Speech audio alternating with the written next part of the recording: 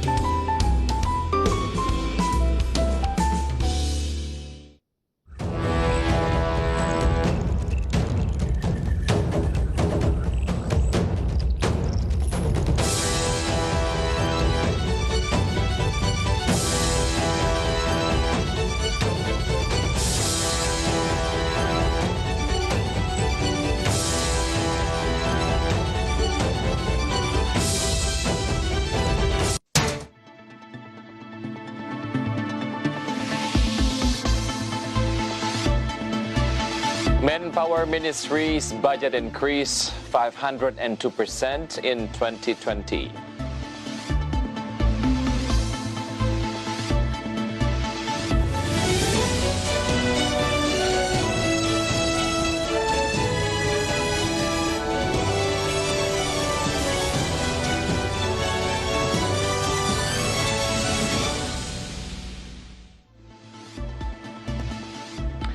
Good afternoon, viewers in Indonesia and Singapore. Market Alliance ready to provide you a number of informations from the business, economic, and capital market sectors. With me, Wicky Adrian. This is Market Headlines.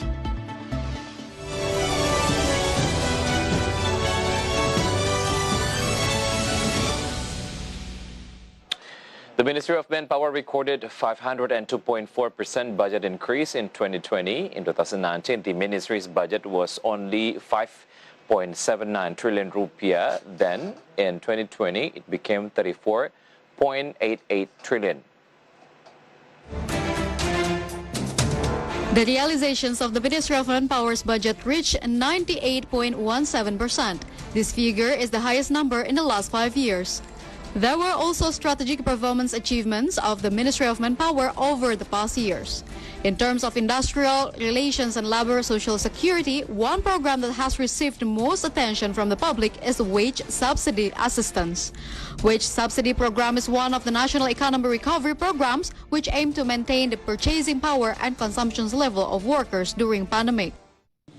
Kementerian Ketenagakerjaan mendapatkan tugas menyalurkan pada 12,4 juta pekerja atau buruh yang memenuhi kriteria sebagaimana peraturan Menteri Ketenagakerjaan, dan alhamdulillah sudah terrealisir sebesar 98,92%.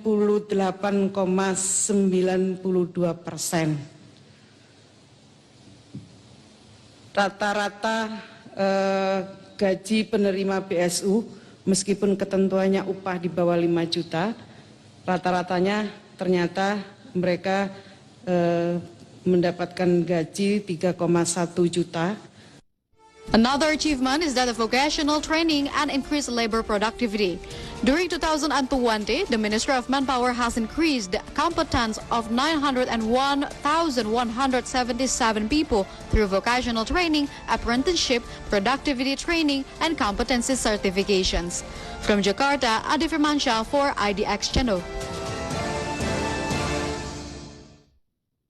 The government, through the Ministry of Manpower, has compiled 9 new breakthroughs in overcoming labor problems in this country. This breakthrough will be carried out until 2024 to increase the growth and quality of the workforce.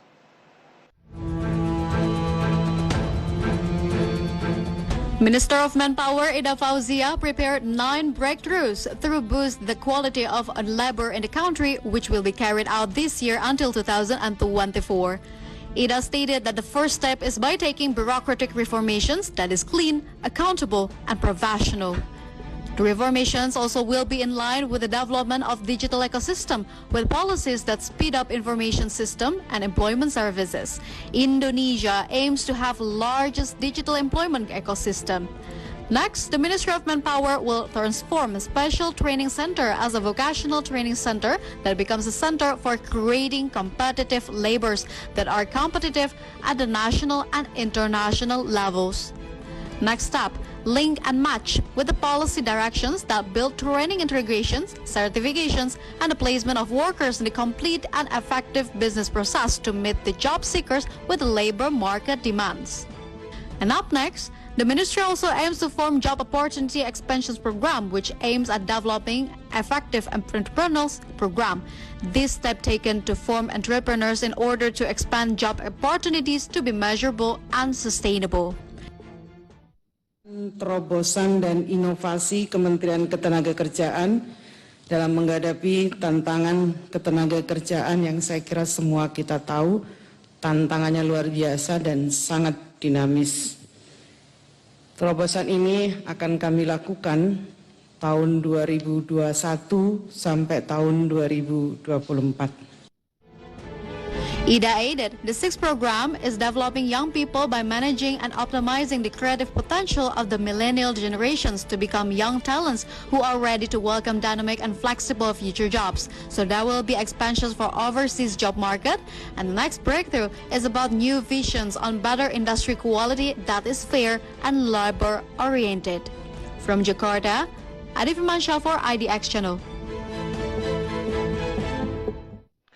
Indonesian Trade Union Confederation KSPI demands President to resume wage subsidy program this year. This can be solution to boost current low people's purchasing power. President of the Confederation of Indonesian Workers Unions, Said Iqbal, asked the government to resume the wage subsidy program to help maintain the purchasing power of workers. With cash assistance, workers and their families will have a buffer to survive, particularly amid the ongoing pandemic.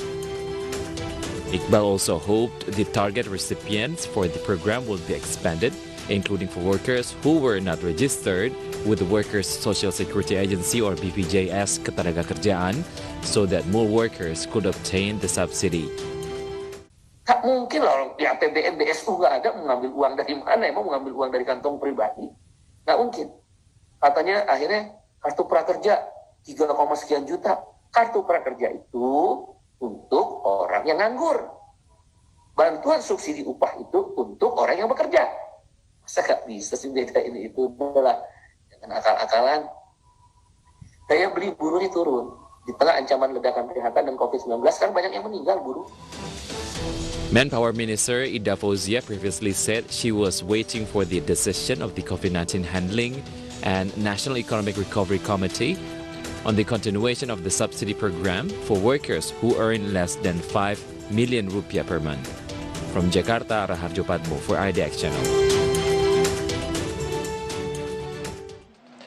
President Joko Widodo reminded mayors of cities in Indonesia to find a new way to resolve COVID-19 pandemic. Such message had been delivered by the President when attended National Meeting of Association of Indonesia Municipalities or APEXI.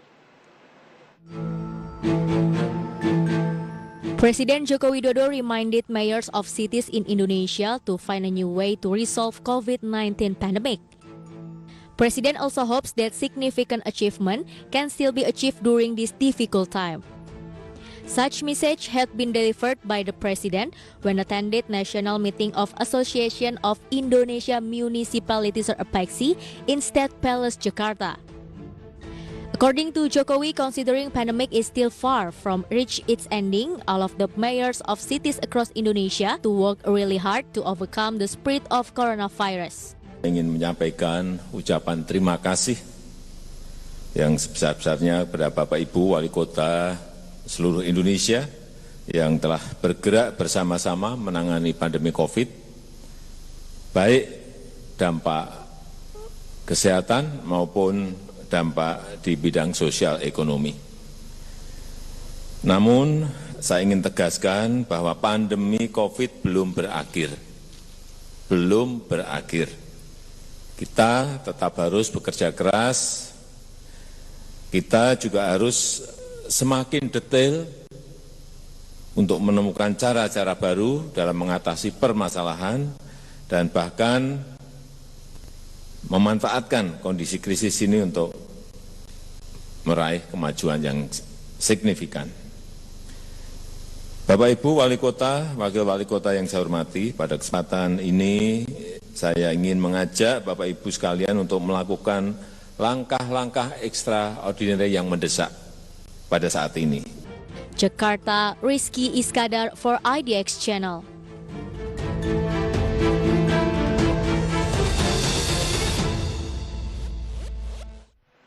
Market headlines will be right back after the break. Stay tuned.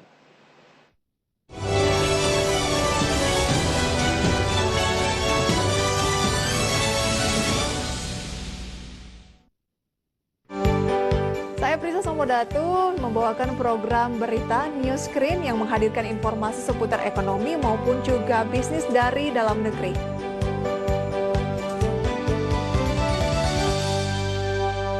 Ya, Wall Street memulai 2021 dengan aksi jual di mana salah satu indeks utamanya yakni Dow Jones melemah 1,25%. Ya, indeks harga saham gabungan naik signifikan pemirsa. Kita akan mencoba menganalisis beberapa sentimen isu. Proyeksikan bahwa perdagangan kita masih ada potensi untuk menguat ya. Akankah menjadi sentimen yang positif yang ikut mendorong juga? Biasanya sangat kuat gitu mempengaruhi bursa saham kita ya. Ya.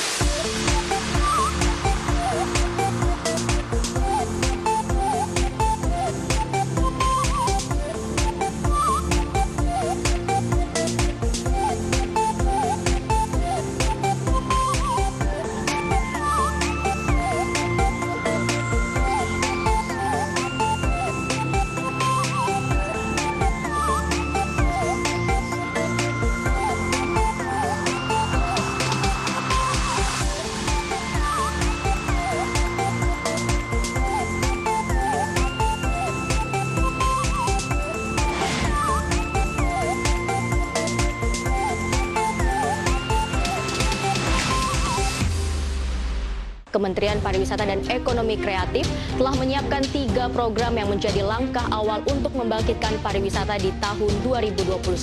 Pemerintah menegaskan bahwa di awal tahun 2021 ini tetap fokus pada aspek kesehatan masyarakat. Kita melihat bahwa tren positif itu terjadi karena pertumbuhan kuartal ke kuartal itu sudah di 5,05%. Pemerintah memastikan akan mengubah bantuan sosial di wilayah Jabodetabek dari skema bantuan sembako menjadi bantuan langsung tunai.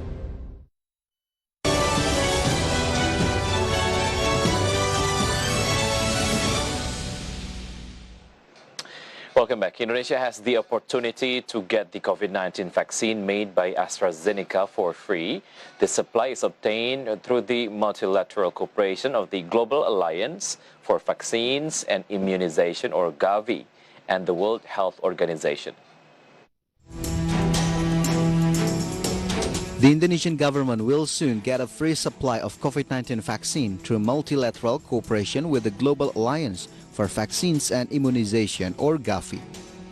After attending a limited meeting at the Presidential Office, Health Minister Budi Gunadi Sadikin said that the vaccine was likely to arrive in Indonesia sooner, which is around the end of February or early March. Regarding the free vaccine, Indonesia has the opportunity to get a COVID-19 vaccine made by AstraZeneca for free. The supply is obtained through the multilateral cooperation of the Global Alliance for Vaccines and Immunization, or Gavi, and the World Health Organization. And related to this, Gavi confirmed the shipment with an initial allocation of 13.7 million to 23.1 million doses of AstraZeneca vaccine. From all sources, for IDX Channel.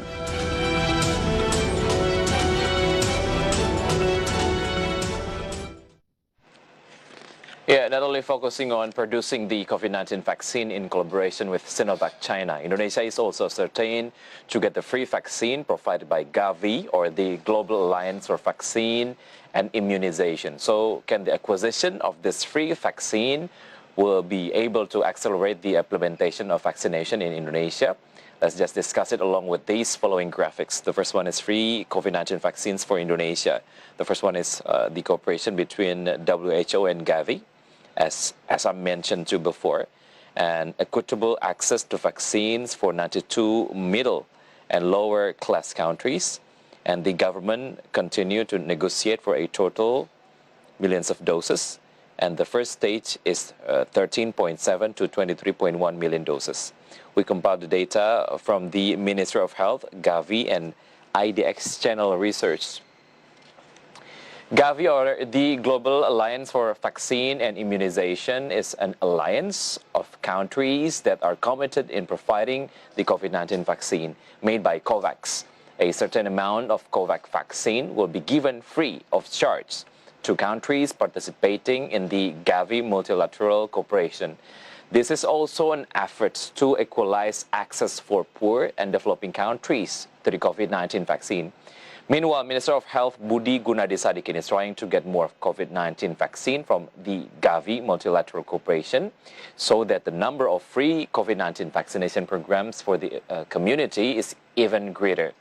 So far, COVAX, Gavi has committed to procure 54 million doses of COVID-19 vaccine for Indonesia, while the need of the COVID-19 vaccine in Indonesia alone is 426 million doses to achieve herd immunity.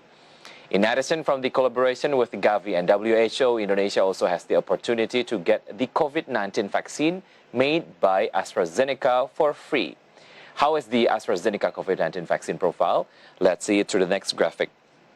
Developed by the University of Oxford and AstraZeneca and can be used for the elderly. There are no serious side effects for all ages. And another thing is 82.4% efficacy rate for 2 doses, 12 weeks apart.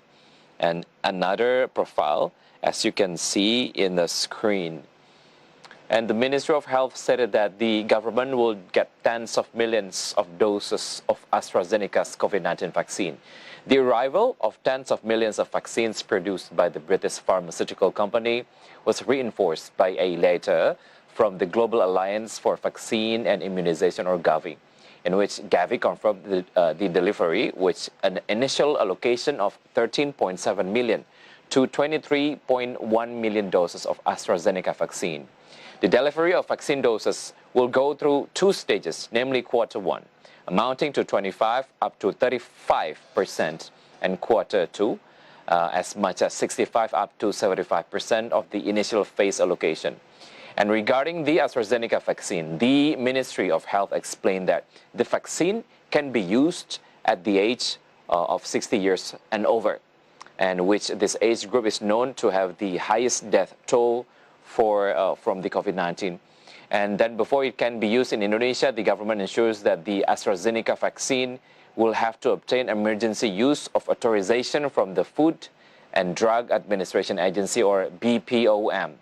So with the addition of millions of free vaccine doses for Indonesia, it is of course expected to accelerate the vaccination process. However, how far has vaccination been in Indonesia? Let's see the data in the next graphic. This is the COVID-19 vaccination in Indonesia, the realization from January 13th to February 2nd, 2021. Oh, okay. We going to read the target, of course, first, and then we can read the realization from January 2021 to March 2022. 181.5 million people by February 2021, 1.5 million health workers. And then from January 13 to February 2nd, 2021, as much as 596.3 thousand people received the first dose and 52,000 people received the second dose. And the government is targeting the COVID-19 vaccination program to target 181.5 million people. This program is expected to be completed in March 2022. In the short term, the government expects to vaccinate 1.5 million health workers by the end of this February. Meantime, the government has not changed the vaccination target, which is one of its efforts to achieve the target is ensuring orders for 426 million doses of vaccine arrive on schedule. The government hopes that the previously set targets can be carried out well.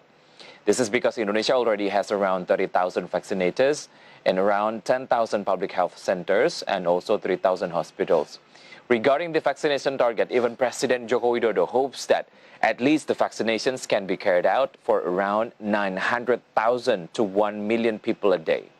And still related to vaccination, the low number of vaccine injection per day is of course accompanied by a number of inhibiting factors in the field. Some of them are in the next graphic. This is COVID-19 vaccination challenges in Indonesia.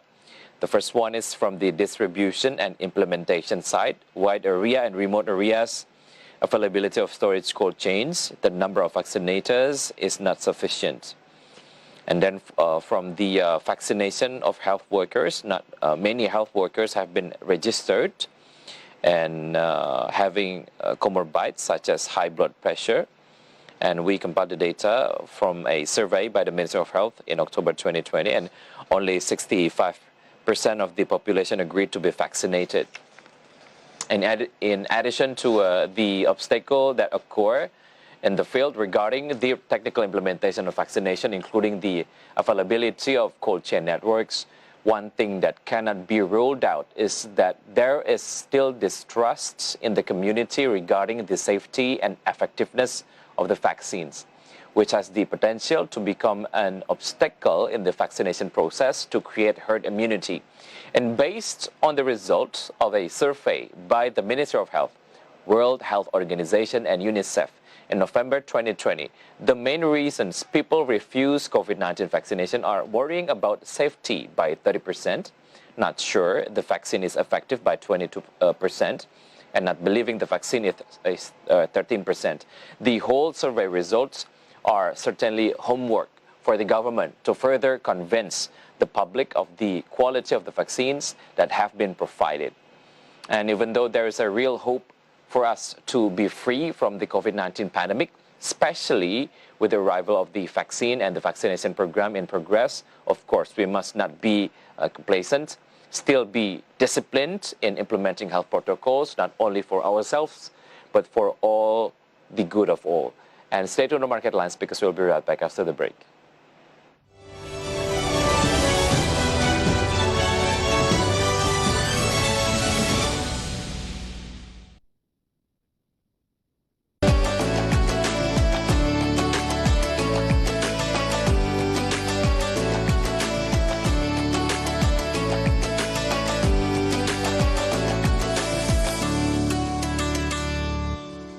Pasar modal dihebohkan dengan aksi influencer dan selebriti yang membuka suara dan merekomendasikan saham di publik. Influencer atau public figure ini mulai berani berbicara di ruang publik, berani menginformasikan terkait portofolio saham. Aku tuh bukan endorser atau influencer yang mempromot perusahaan tersebut. Kemarin kan gue cuma cerita pengalaman gue aja, ini bukan endorse, pengalaman gue aja. Intinya jangan seperti ini.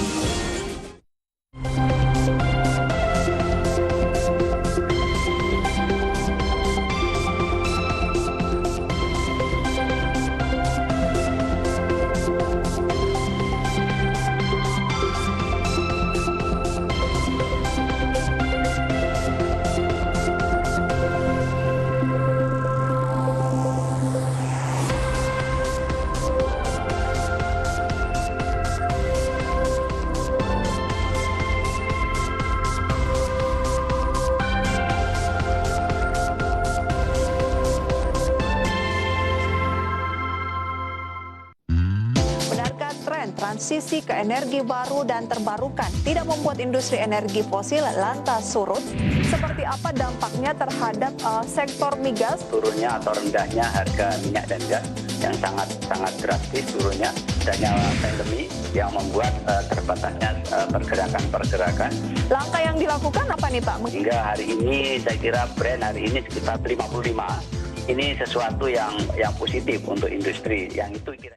Hello, I'm Clara Antawijaya. I'm associate producer and news presenter on Market Headlines. As Market Headlines starts at 4:30 p.m., which is in line with the closing market, therefore we summarize market conditions only for you. And my job in here as a journalist, I give concise and accurate news for the audience. And also, being a journalist is not only a job for me, but it is also a passion.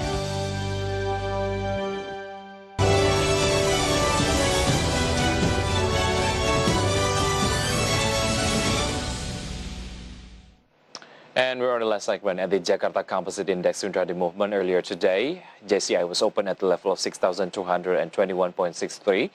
Then approaching the closing time on the session, the index was on the level of 6,209.88. Then the index was showing strengthening trend by the second session closing time. Index was closed at the level of 6,222.52. In short, JCI went up 0.33%. And next, we're going to see the sectoral movement leading the dynamics of today's trading. We got mining as the leader of the strengthening trend that went up 1.44%. Consumer goods went up 0.63%. And we got Miss Industry as the leader of the weakening trend that went down 0.6%. Agriculture went down 0.43%. And moving on to top gainers and top losers, here are the key highlights from today's trading session. Inco went up 5.81% to the level of 6,375 per share. BBRI went up 0.65% to the level of 4,680 per share. ERA went up 13.93% to the level of 2,290 per share. And Bull went up 3.95% to the level of 316 per share. And this is the top losers for today's trading. We got ANTM went down 2.05% to the level of 2,870 rupiah per share. Bank BCA or BBCA went down 0.58% to the level of 34,400 rupiah per share. Astra International went down 0.85% to the level of 5,850 rupiah per share. And the BIG went down 4.59% to the level of 2,080 rupiah per share. And this is the intraday movement of rupiah towards US dollar. Opened at the level of 14,011. Rupiah was also showing weakening trend towards US dollar. Was closed at the level of 14,024. In summary, rupiah went down 0.2%.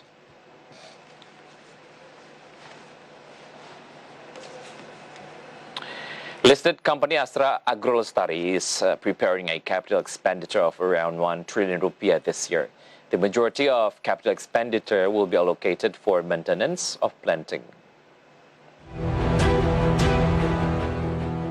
President Director of Astra Agrolestari, Santosa, stated that 2021 capital expenditure will be hugely allocated for planting. There will be two scenario model. In the worst case scenario, if the pandemic conditions still precarious and activities are limited, the budgeted capex of 1 trillion rupiah. However, if all activities can run smoothly, the capital expenditure could be up to 1.5 trillion rupiah with various assumptions. For capital expenditure scenario of 1 trillion rupiah, around 700 billion rupiah will be allocated for maintenance of immature plants and replanting the program, which is proclaimed annually covering area of 5,000 hectares and 6,000 hectares. From all sources, IDX Channel.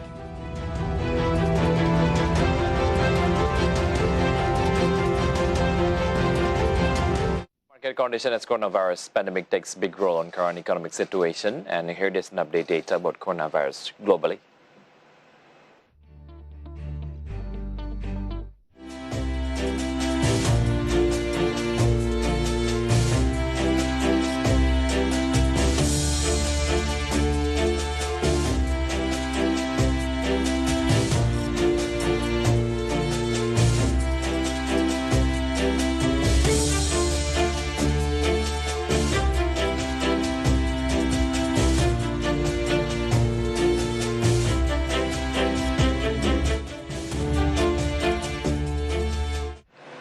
And the news close our market headlines today. Please enjoy our next program on IDX Channel, Your Trustworthy Economic, Business and Capital Market Channel. I'm Wicky Adrian. Have a nice evening and stay safe.